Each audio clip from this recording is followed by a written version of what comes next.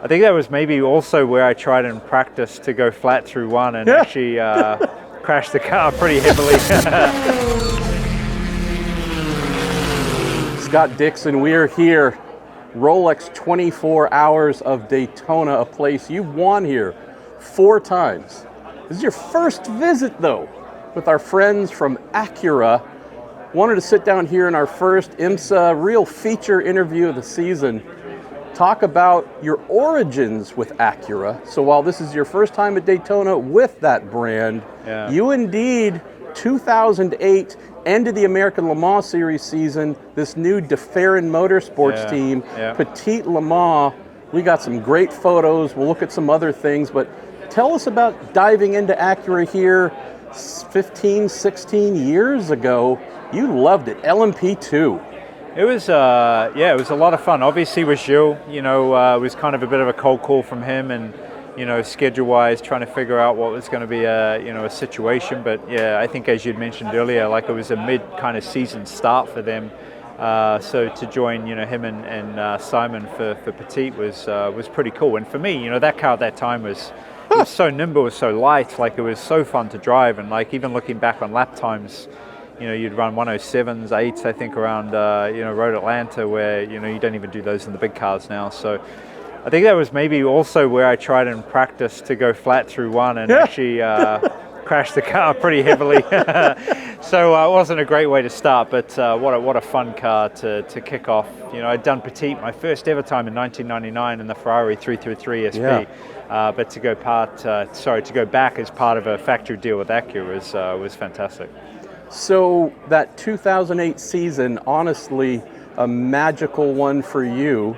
Remember coming in saying, okay, we got IndyCar champ, won your first Indy 500, you're going to win more before you retire, but Indy 500 winner, IndyCar champ, and joining Gil de Ferran and some young punk named Simon Pagenaud. And in this Acura ARX 01B LMP2 car, tell folks more about that vehicle. A rear wing, about 90 feet wide, made all the downforce in the world, had great power.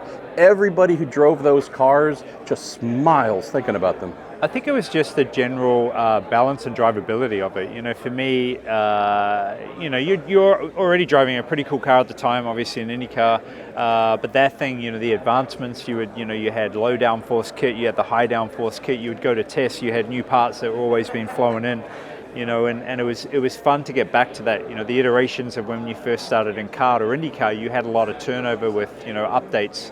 But nothing to this extent. I think Worth was kind of involved in a lot of that with Honda at the time. And to me, it was just so well balanced. As far as a car, it just was very intuitive and it drove like, you would imagine it should be. And the grip was very high, even over the IndyCar at that point. So, yeah, for me, it was just, always when you're the third person jumping in, it's their kind of car and you don't want to mess it up, even though I did a couple of times. It was just so fun to drive that car, and later on, obviously, to go on, to the bigger car was something crazy too. The places like Sebring and different tracks that you got to go to. Tell me about the camaraderie within that little new De Ferran Motorsport team. Gil, legend among legends, obviously, Indy 500 winner, champion, etc. Simon, who had some IndyCar career that kind of got derailed, so he moved to P2 here with Gil. John Anderson there, and Kelly Potter, and Amanda. I mean, it's a great team. Was only in existence for a year and a half, 2 years. What was it like on the inside? Honestly, it felt like instantaneous family. I think knowing, Gil as we do, he was just a very personal person. Like he had that warmth to him. You automatically wanted to be a part of the team. And similar to, with Ando, Ando was so laid back and aggressive in another context as well, but loved racing, was, extremely competitive. Like it was almost between those two alone, it was just a formation for what was a great team. And, you know, I think it could have run a lot longer, to be honest, just because of the people that they had and, you know, the quick success that they were finding right out of the gate. But no, I loved it, man. It was a really fun team to be a part of. Obviously fairly small at that stage too, but just great people, really good people. Let's talk 2009 Acura ARX 02A, pioneering as well, definite worth research. The swan neck rear wing, that's something that hadn't been done, but more than anything, same width front tires as the rear. There's a slight issue there where they weren't custom front tires that were wide. They were actually the rear tires that were never meant to handle all the steering loads. Nonetheless, some guy named Scott Dixon, Sebring season opener, chucks that thing on pole against Audi and Peugeot. Tell us about that lap, mate. Lap of the gods. Yeah, it was pretty fun. Like, I don't know how flat out the other guys were, but you know, to get pole was fantastic, and I was glad I wasn't starting the race because, you know, the issue with that car was that it was extremely fast through the corners, but it was not very quick on the straights. And Gil, you know, wanted to start the race, and I think by the time we got halfway down the front straight, he was like 4th or 5th place because the other cars had blown by. But that was a wild car, kind of ahead of its time. Like, as you commented, you know, now we see just the same size, you know, wheels front and rear on a lot of sports cars.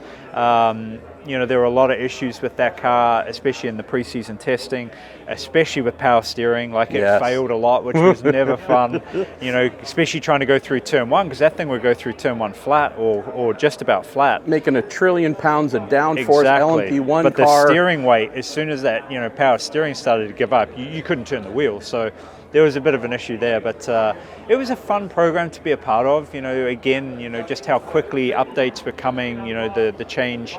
It was a great car, just needed more power. But yeah, Sebring was pretty sweet, you know, to go out there and capture the pole that year, especially the first year for Acura, was spectacular. One of my favorite things that has happened since then, during that season and since, your dear friend and colleague who was on the Highcroft Patron side in that car, grousing and complaining the entire time. Dario hated that car more than anybody. Leave it to Dix, who can wheel anything, and you go do big things. But that was a fun year, fantastic year, and obviously getting towards the end of that program, went to that beautiful white livery, Paul Chaparral tribute livery. So I never got to drive that one, which was I would have loved to. Yeah, I saw that car recently, actually. I think it ended up in Europe, but yeah, it's a pretty car, man. Pretty car. Before we move to present time and that return to Acura, we lost Gil just over a year ago. And you're obviously close with the family, but it is so strange to just still be here without Gil. Tell me about having him as a teammate, team owner, but also an enduring friend, and now, sadly, without him, the de Ferran family you're still very close with. Yeah, just, you know, Gil was that person that you could always talk to. And I think for him and I, we had some racing connections, you know, with his team. And, you know, my first race win in the IRL actually was, you know, racing him to the win at Homestead in 2003, you know, and racing him for the championship in 2003. You know, a hell of a competitor, an amazing driver.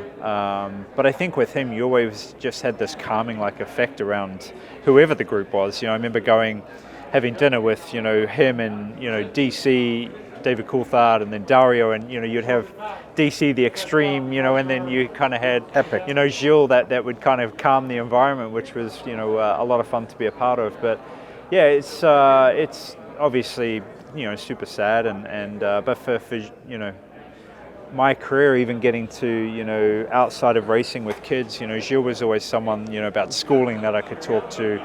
You know, they did, you know, schooling in England, and, you know, Angela, you know, they had a different dynamic too, which was always interesting to me, you know, for Luke and, you know, their family as well. So I don't know, he was always just someone I could lean on. You could just call and he would always answer, and you could always just chat, you know, from day-to-day stuff to, you know, family to whatever it was. And he was always a great sounding board.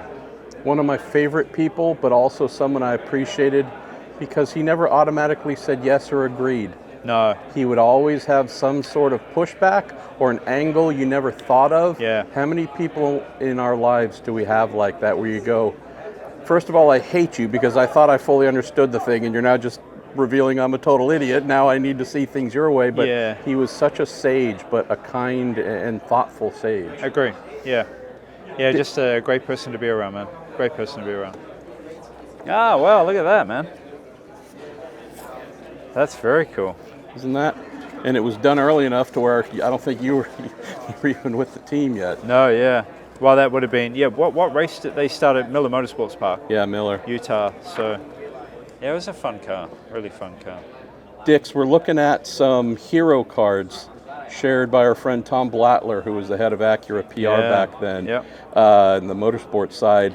That beautiful ARX 01B happened to be signed by Gil and Simon. You yet to join the team, but what comes to mind looking at this? Just memories, man. It's definitely stepping back in a bit of a time machine, you know. But it's so fun. Like, obviously, I didn't know Simon that well. Obviously, know Simon so well now and good friends. And I think what jumps to mind is look how young Gil looks, man. I don't think he was dyeing his hair yet. There. Simon looks the same, but yeah, that's awesome. And Tom sent another fun thing. Talk about a time capsule. This is the 2009 Acura LMP1 press kit on CD-ROM. Yeah. Right? An actual large piece of media. That is wild. To get into there, that 01 or that 02A, such a different looking creature. The wonderful looking car. The car looked fantastic though. Like, even now when you look at it, it doesn't look dated at all. Like, the P2 looks a little, the front wheel thing, man. It's that sharp. They were ahead of the curve. Small little tiny nose, just everything about the 02A. Yeah, it was a pretty car.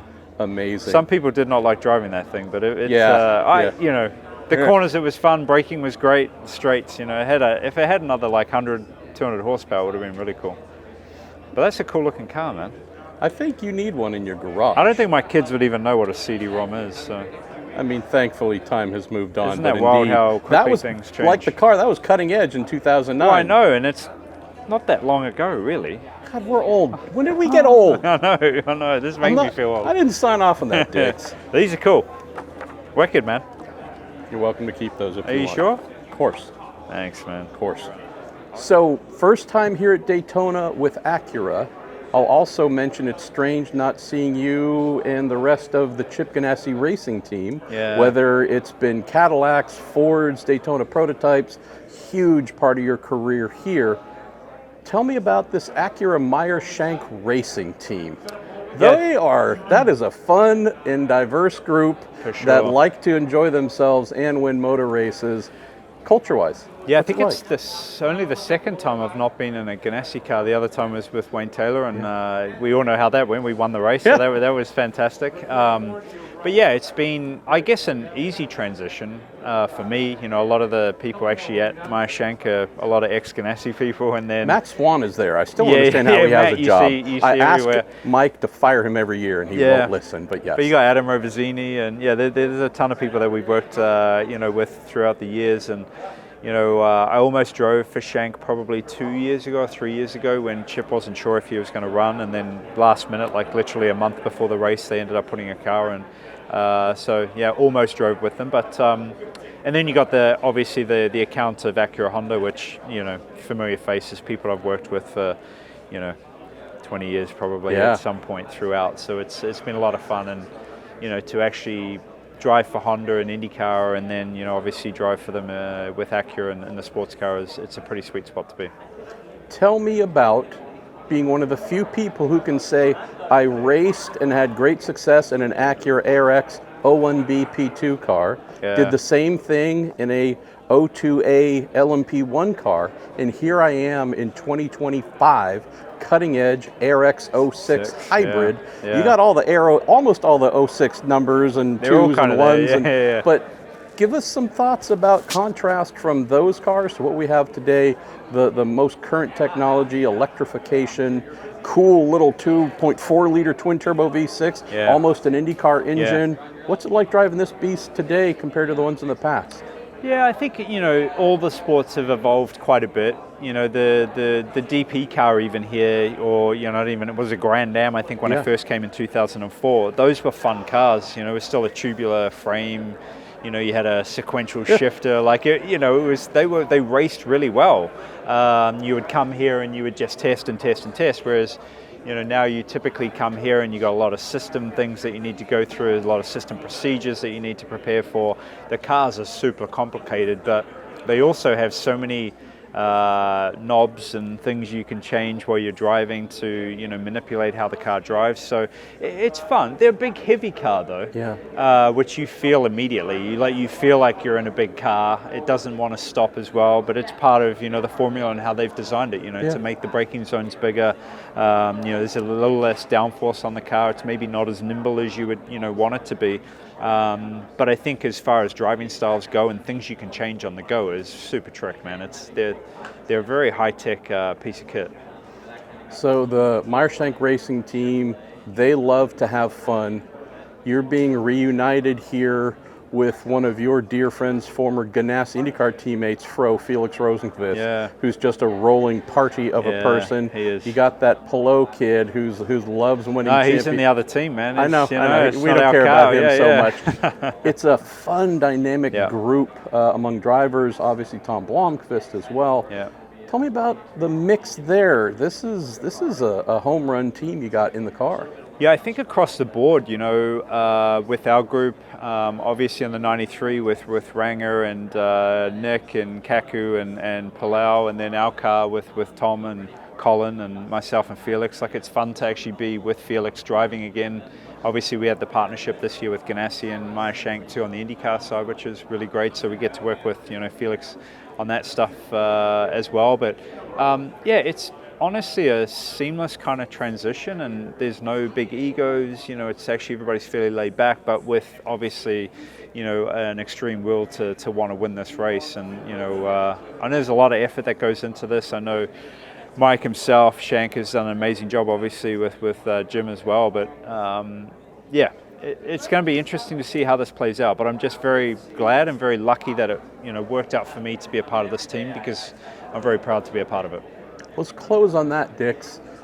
You don't have to be here. Yeah. You could be chilling, you could be on vacation, you could be wherever you want, just getting ready for your full-time job here coming up. But I love the fact, man, that you've been doing this for so long at such a high level. You've earned the ability to say, nah, I'm good. You're here because you want to be. Yeah. Tell me about that passion, Dix, because I haven't seen that flame extinguished. We're not letting you retire anytime soon, because racing would be really boring without you. But talk about that passion that seems to always be there. I love it, man. I love, obviously some things, get a little bit more difficult, obviously even preparations for some of these races. But, when it comes down to it, doing this race, in a short period of time here, coming up and getting in the car and doing those laps, that's what I love the most. It's so fun to get to drive all these new technologies. That's the one thing I think in motor racing, even if it's IndyCar and the car's not changing this year, there's always a different target you're chasing. It's a different thing. It's never the same thing. And that's, for me, what keeps it fresh, but ultimately it's the competition. And I know this team wants to win more than any other, and it's the same for me. I want to be here because of the fun factor, but there's no more fun than actually winning the race. So that's what we want to do. You got 4 Rolexes, man, on top of your partnership with RM, right? Yeah. You got room for more? Of course. It's greed. It's a little greedy, Dix. Got lots of arms. Let's go. All right. Well, at least all your kids, in theory, should have some. That's right. Plus Emma. So he's thinking of a family, man. Thanks, Dix, man. Thanks for sitting down with us. Appreciate it. Thanks, man. Thanks, my guy. Cheers. Watch us this season on NBC and Peacock. Be sure to subscribe to IMSA on YouTube and enjoy our brand new IMSA Endurance Hour podcast. And if you're interested in digital activation in motorsports, visit IMSA.com/partnership.